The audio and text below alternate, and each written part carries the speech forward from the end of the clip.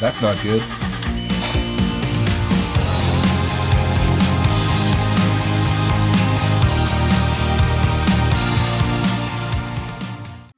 I went out this morning to run some errands, and the wagon said no.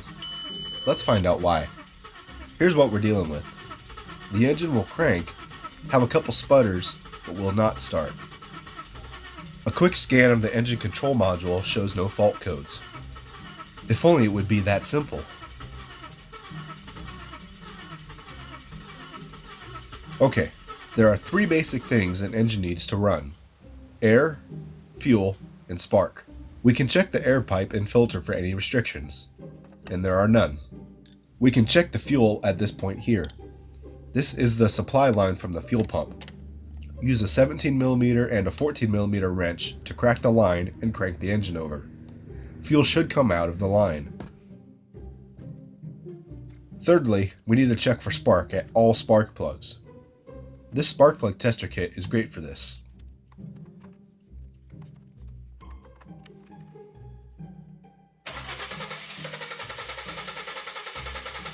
Well, this is not good. We have air, fuel, and spark, but no start.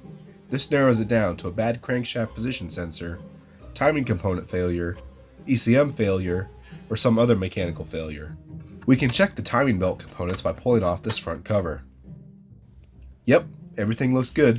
Belt is tensioned, no signs of breakage or shearing of the belt teeth. We're going to rule out ECM failure for the moment, since we can communicate with it. I'm also going to rule out a position sensor for now. We can see engine RPM registering on the cluster when we crank. That leaves us with some other mechanical failure. Let's jump back over to the spark plugs for a minute. When cranking, we get some sputters, but no kickover. Almost like the spark isn't strong enough. Let's pull all the spark plugs out and check them over.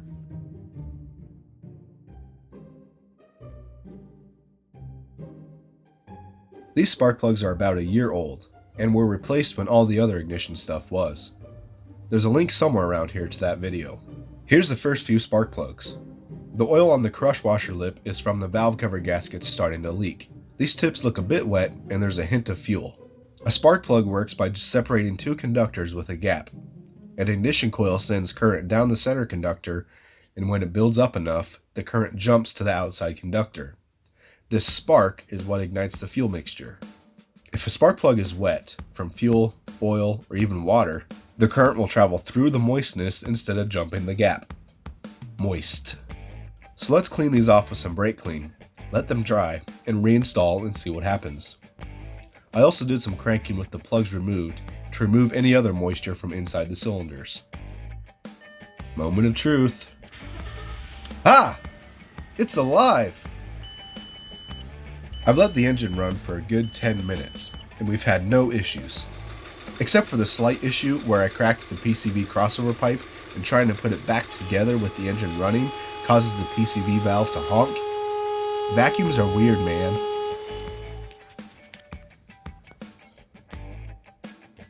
Let's talk about how the engine flooding could have happened in the first place.